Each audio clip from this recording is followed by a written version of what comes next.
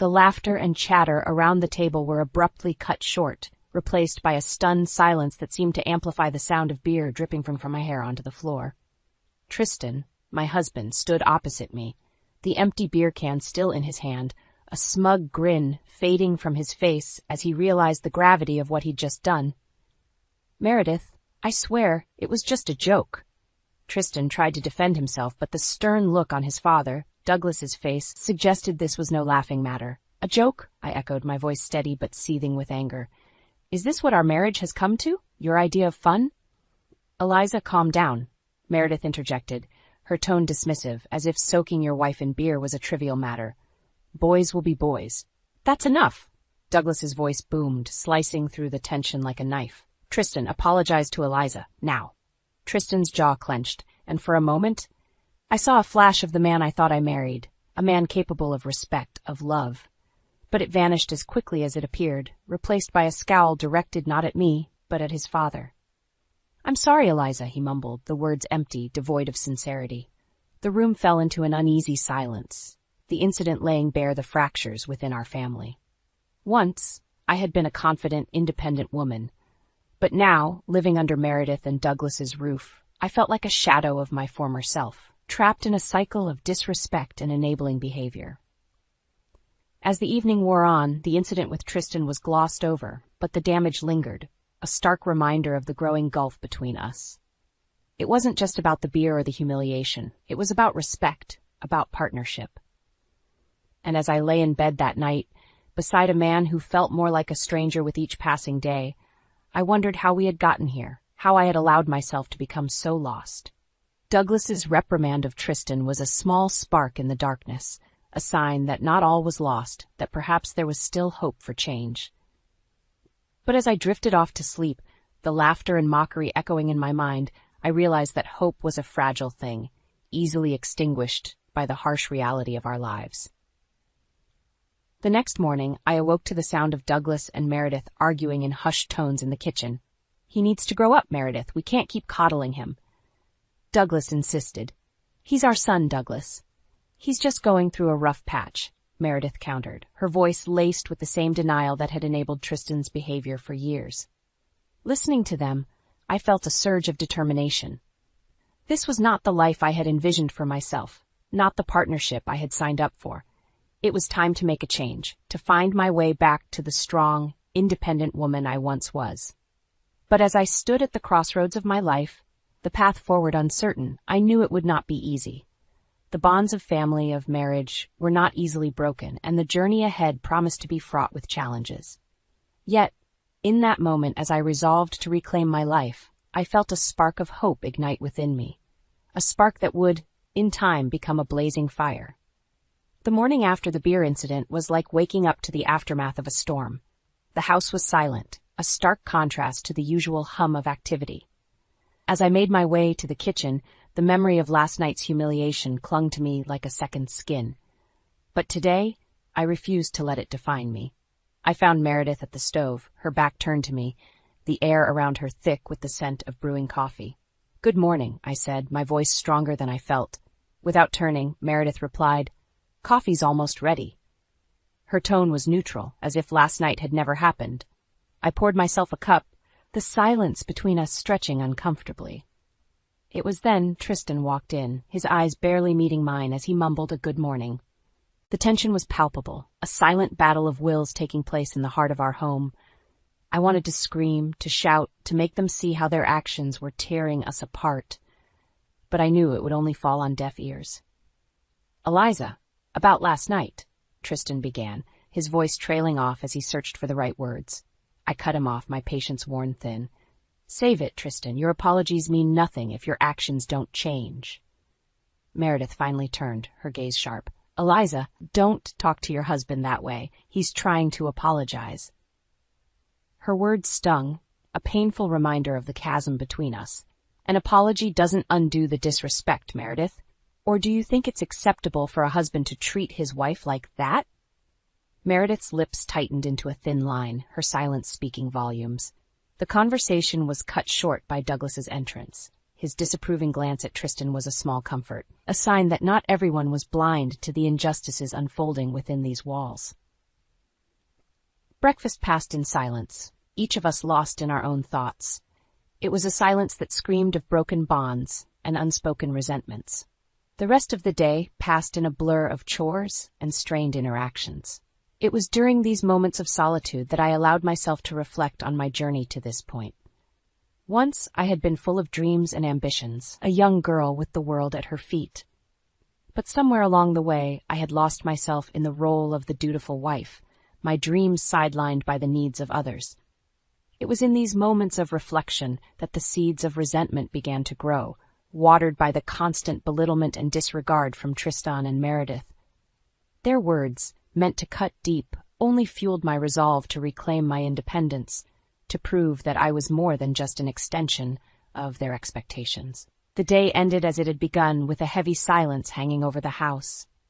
As I lay in bed next to Tristan, the distance between us felt insurmountable. I realized that the man lying next to me was a stranger, his once endearing quirks now sources of endless frustration. It was clear that something had to change. I could no longer continue living in the shadow of the person I used to be. The humiliation and disrespect had reached a boiling point, and I knew that if I didn't take action, I would be consumed by the bitterness that threatened to overwhelm me. As the night gave way to the early hours of the morning, a plan began to form in my mind. A plan to break free from the chains of this toxic environment, to take back control of my life. It was a daunting task, one that would require all the strength and determination I could muster. But as I drifted off to sleep, I knew it was the only way forward. The path to redemption was fraught with challenges, but I was ready to face them head-on, ready to fight for the future I deserved. The days that followed were a testament to the growing divide within our household. My role had shifted subtly yet significantly from partner to caretaker, not just of the home but increasingly of Douglas, whose health had begun to falter. This new responsibility was not one I shied away from. If anything, it provided a sense of purpose amidst the chaos. "Douglas, you need to eat something," I urged gently, presenting a plate of food to him. His once robust frame had become frail, a shadow of the man who had once commanded respect without uttering a word. "I'm not hungry, Eliza, but thank you," he replied, his voice weak but laced with gratitude. As I cared for Douglas, the criticism from Tristan and Meredith intensified, their barbs more pointed and frequent. "You're smothering him," Tristan would snap, watching with a critical eye as I helped his father navigate the stairs or take his medication. Meredith was no kinder. "You act like you're the only one who cares about him," she accused, her words dripping with disdain as she observed my attempts to make Douglas comfortable. Their cruelty was unrelenting, but my resolve to stand my ground did not waver. Amidst their contempt, a bond had formed between Douglas and me, forged in the quiet moments of care and understanding. It was during these times that Douglas would share stories of Tristan's childhood, painting a picture of a boy who had never faced consequences, his every whim indulged by Meredith's unwavering defense. "It wasn't always like this," Douglas confided one afternoon, a hint of sadness in his eyes. "But we let things go too far. Meredith couldn't bear to see him upset." I listened, the pieces of the puzzle falling into place, explaining the man Tristan had become. Despite the harsh reality of our situation, I found solace in Douglas's company, his wisdom a guiding light in the darkness that had enveloped our home. The tension reached a boiling point one evening when a simple misunderstanding turned into a full-blown confrontation. In my haste to prepare dinner while attending to Douglas, I accidentally knocked over a glass of wine, staining the tablecloth Meredith cherished. "That's irreplaceable!" Meredith shrieked, her face contorted with rage as she surveyed the damage. "It was an accident, Meredith. I'll clean it up," I offered, reaching for a cloth, but Tristan blocked my path. "No, let her see what her carelessness has cost," he sneered, his voice cold and unforgiving. The room fell silent, the air thick with unspoken words and pent-up frustration. Douglas attempted to mediate, his voice a calming presence amidst the storm. "It's just a tablecloth. Let's not let this ruin our evening." But his words were like a match to kindling, igniting a firestorm of accusations and blame that left no one unscathed. Tristan and Meredith stood united in their disdain, their words cutting deeper than any physical wound could. That night, as I lay awake, the events of the evening replaying in my mind, I realized that my presence in this house was not just a burden to them. It was a mirror, reflecting their own failings and insecurities. The hostility I faced was a testament to their inability to confront the truth about themselves and their son. The bond I shared with Douglas, however, offered a glimmer of hope in the midst of despair. His appreciation for my care was a balm to the wounds inflicted by Tristan and Meredith's cruelty. It was this connection that sustained me, a reminder that kindness and understanding could still flourish even in the most toxic environments. As the days passed, my determination to rise above the hostility only grew stronger. The path ahead was fraught with obstacles, but I was no longer the woman who had walked into this house, meek and compliant. The fire within me had been ignited, fueled by injustice and cruelty, and I was ready to fight back, to claim the respect and dignity that was rightfully mine. The simmering discontent had reached its boiling point, and I knew that the time for action was drawing near. The atmosphere in the house grew heavier with each passing day, a storm cloud ready to burst. Despite the constant tension, I continued to navigate the choppy waters of our household dynamics, my resolve to maintain peace never waning. But as hard as I tried, the balance I sought seemed ever out of reach, the scales tipped too far by Tristan and Meredith's antagonism. It was during a particularly fraught dinner that the delicate balance we'd managed to uphold came crashing down. I had spent the afternoon preparing a meal, hoping to bring some semblance of normalcy to our fractured family. But as fate would have it, a simple mishap would serve as the catalyst for the evening's downfall. As I carried the dish to the table, my foot caught on the edge of the rug, sending me stumbling forward. The meal I had labored over landed in a heap on the floor, my efforts wasted. "Clumsy as ever," Tristan remarked with a sneer, his words cutting through the silence that followed my fall. Meredith's laughter echoed his contempt, her gaze upon me void of sympathy. "You can't do anything right, can you?" Douglas, ever the peacemaker, rose to my defense. "It was an accident. Eliza, are you all right?" But his concern was drowned out by the cacophony of blame and mockery from Tristan and Meredith. Their harsh words felt like physical blows, each one a reminder of the precarious position I held within this family. As I cleaned up the mess, the weight of their disdain pressing down on me, I couldn't help but wonder how much more I could endure. The incident at dinner was not an isolated one. It was a symptom of a much larger issue, a manifestation of the disrespect and malice that had become all too common. In the days that followed, Douglas attempted to mediate the growing rift between us. "We need to find a way to live together in peace," he pleaded, his voice weary from the constant conflict. But his efforts were met with resistance. Tristan and Meredith, united in their disdain for me, refused to see the part they played in the household's discord. Their blame was always directed outward, never inward. The tension reached a boiling point one evening when Tristan's cruelty took on a new form. Returning home late, he barged into the living room where I sat reading, his eyes alight with malice. "I suppose you've been lounging around all day, while the rest of us work," he accused, his words laced with venom. "I've been taking care of your father," I replied, my voice steady despite the anger boiling within me. Tristan's laugh was cold, devoid of humor. "My father doesn't need a nursemaid. He needs a family that doesn't include a freeloader."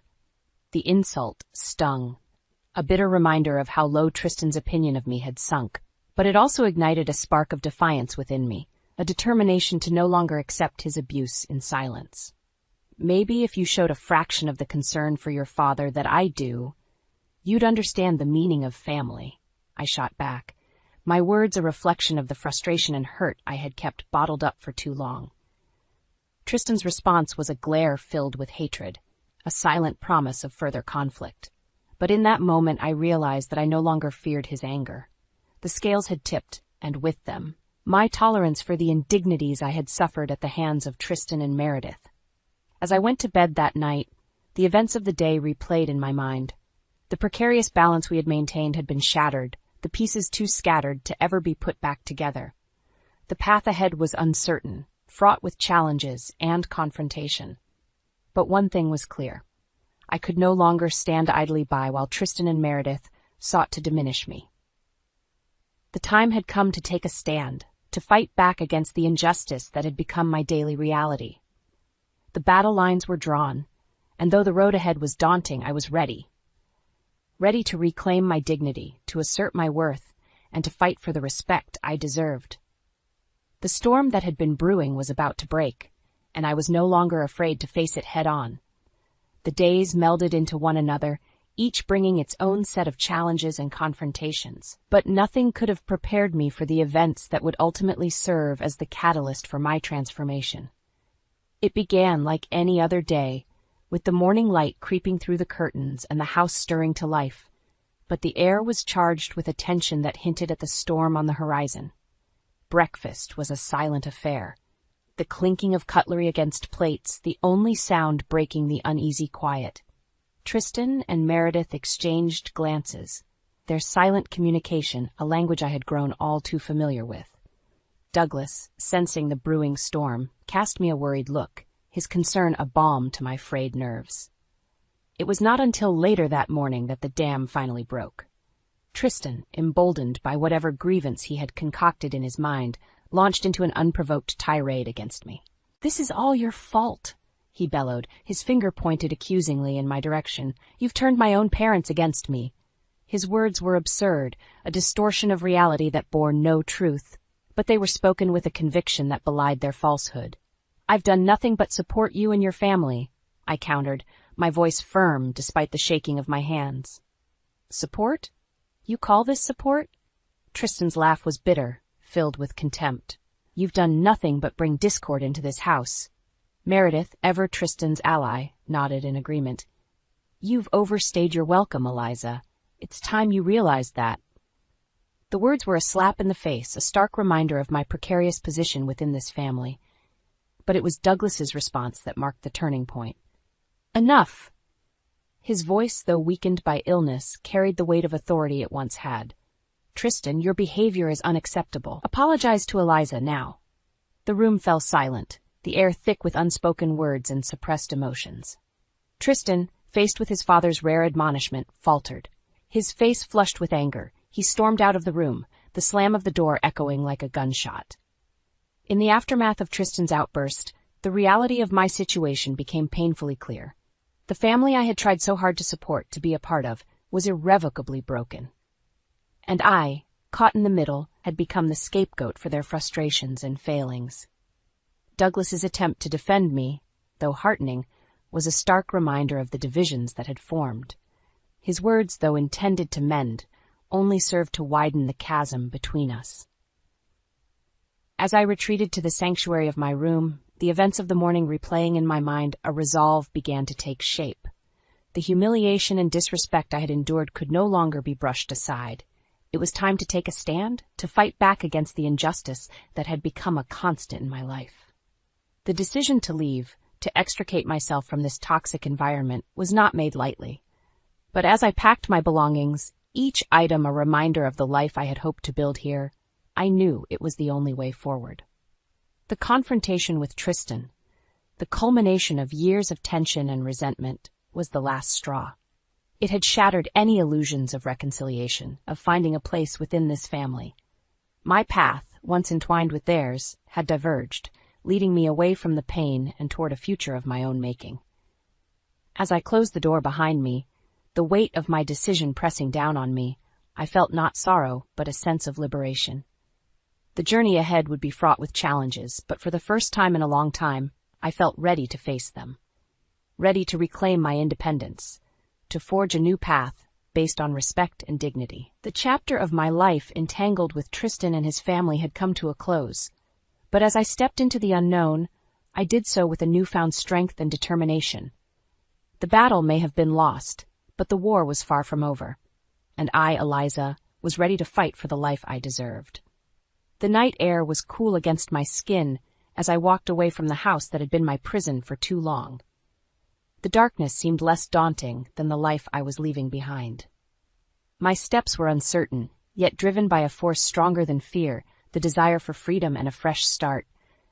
As I navigated the quiet streets, my phone vibrated in my pocket, pulling me back to the reality I was trying to escape. It was a message from a number I didn't recognize, but the content left no room for doubt about the sender. Running away won't solve your problems, Eliza. You'll regret this. Tristan's words, even in text form, dripped with venom and the promise of retaliation. I quickened my pace, the threat igniting a spark of defiance within me. Tristan's attempts to intimidate me, to drag me back into the mire of his making, would not sway my resolve. I was done being a victim of his cruelty. The following day, the repercussions of my departure became apparent. News of Tristan's latest escapade, a drunken brawl at a local bar, spread through our small community like wildfire. The incident, which ended with his arrest, was the talk of the town, a public humiliation that laid bare the depths of his recklessness. I learned of the incident through hushed conversations at the cafe where I sought refuge, the whispers of the patrons a mixture of pity and schadenfreude. "Did you hear about Tristan? Completely lost it last night. They had to call the police," one woman said, her voice laced with a mix of shock and morbid fascination. The news, while shocking, was not surprising. Tristan's self-destructive behavior was a path he had chosen long ago, each act of defiance against decency and responsibility leading him inevitably to this point. But it was Douglas's reaction, conveyed to me through a brief, heart-wrenching phone call, that struck the deepest chord. "Eliza, I'm sorry. I never wanted it to come to this," he said, his voice a reflection of his shattered hopes for his son. The conversation was brief, the pain and disappointment palpable even through the phone line.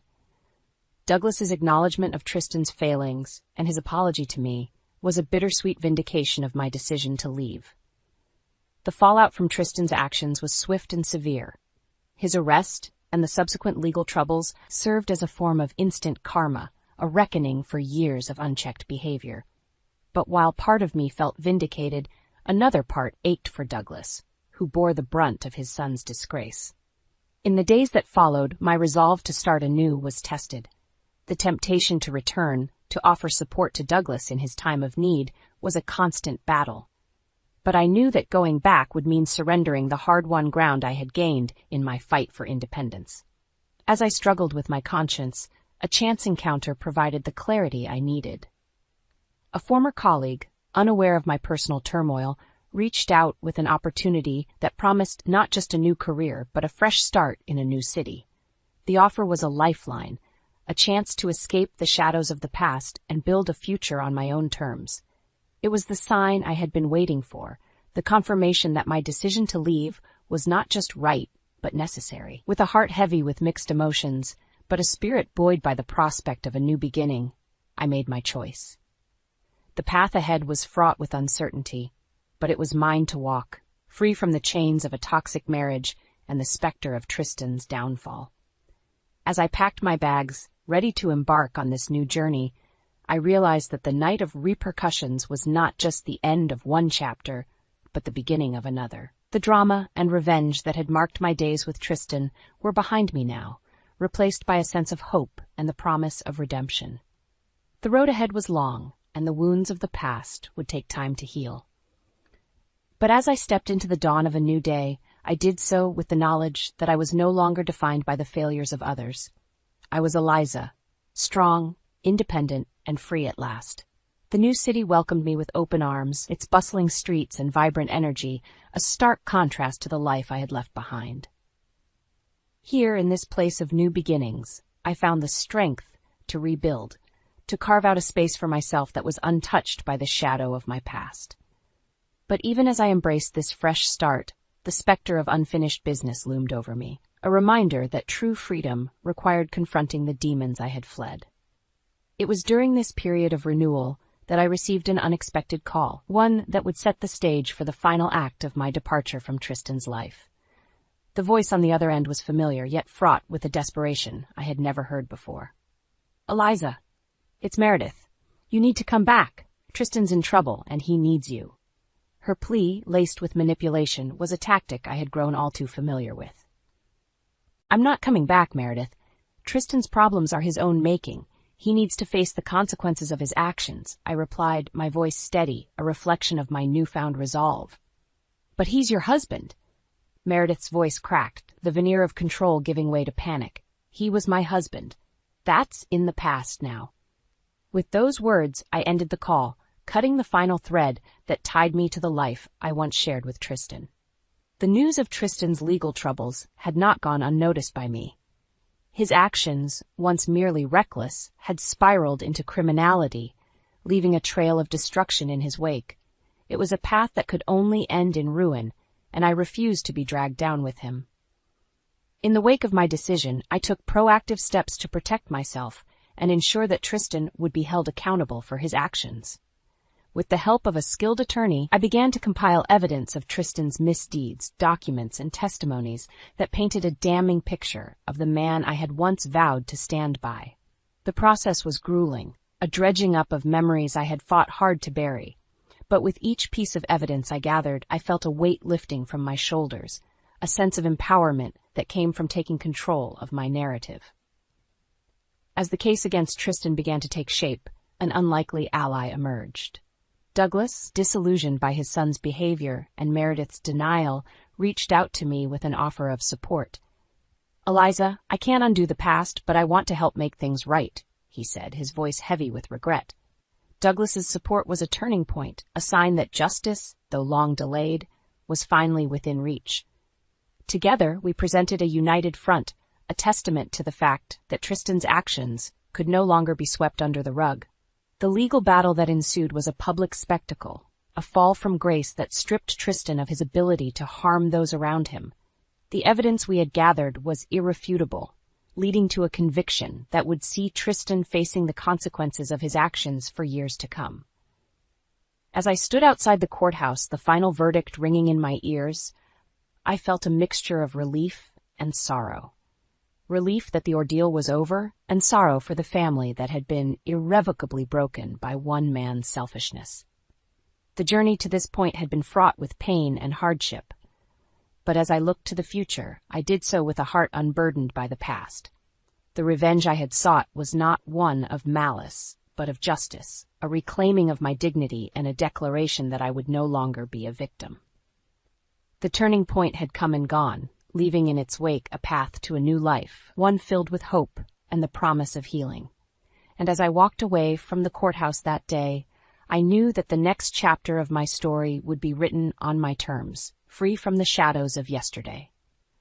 The courtroom's heavy doors closed behind me with a finality that echoed through my very core. The legal battle was over, and with it, a chapter of my life that had been marked by struggle and pain. The city around me bustled with life, indifferent to the monumental shift that had just occurred within those courtroom walls.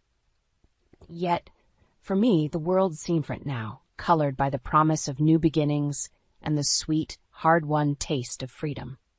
In the days that followed, I found myself walking the streets of my new city with a lighter step, each day unwrapping itself like a gift. The job that had once seemed like a mere escape now flourished into a promising career, my efforts acknowledged and my talents nurtured. It was in this environment of support and respect that I rediscovered my passion and purpose, the dark cloud of my past slowly receding into the background. But it wasn't just my professional life that had undergone a transformation. The solitude that had once been my constant companion was gradually replaced by a network of friends and colleagues, relationships built on mutual respect and shared experiences. It was during one such gathering, a casual dinner with friends, that I met Alex.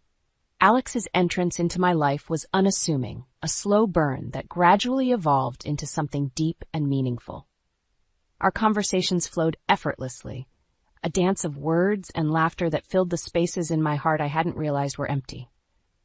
With Alex, I found not just love, but a partnership built on trust, understanding, and an unwavering support that I had once thought impossible to find. As my relationship with Alex grew, so too did my sense of self. The insecurities and fears that had once held sway over me began to fade, replaced by a confidence and strength that I wore like a mantle. I was no longer the woman who had walked away from Tristan and his toxic influence. I was someone new, someone reborn from the ashes of my past. Yet, even as I embraced this new chapter, I couldn't help reflect on the journey that had brought me here. The fight for justice against Tristan had been arduous, a battle that had tested my limits and forced me to confront the darkest parts of my soul. But it was a battle I had won, not just in the courtroom, but within myself. The karmic justice that had befallen Tristan was a distant memory, a chapter closed and locked away. Meredith's attempts to reach out, to bridge the chasm that had formed between us, were met with polite indifference. The family I had once longed to be a part of was now just a footnote in my story, a reminder of the trials I had overcome. As for Douglas, our relationship had evolved into one of mutual respect and understanding. His support during the trial had been a beacon of hope, a reminder that not all was lost in the wake of Tristan's destruction. We remained in contact, a tentative connection that served as a testament to our shared history and the resilience of the human spirit. The new dawn that had risen on the horizon of my life was bright with possibility, its light casting long shadows over the remnants of my past. I had emerged from the crucible of my experiences a stronger, more resilient person, ready to face whatever challenges lay ahead. And as I stood on the balcony of my new apartment, the city sprawling before me, I realized that this was not just a new chapter, but a whole new book waiting to be written. My story, once defined by drama and revenge, was now a tale of triumph and renewal, a narrative of my own making. With Alex by my side and a future unburdened by the past stretching out before us, I knew that anything was possible. The pain and turmoil that had once defined my existence were now just echoes, faint reminders of how far I had come. This was my new dawn, my chance to live a life defined not by what I had endured, but by what I had overcome. And as the sun dipped below the horizon, casting the sky in shades of pink and gold, I knew that I was finally home.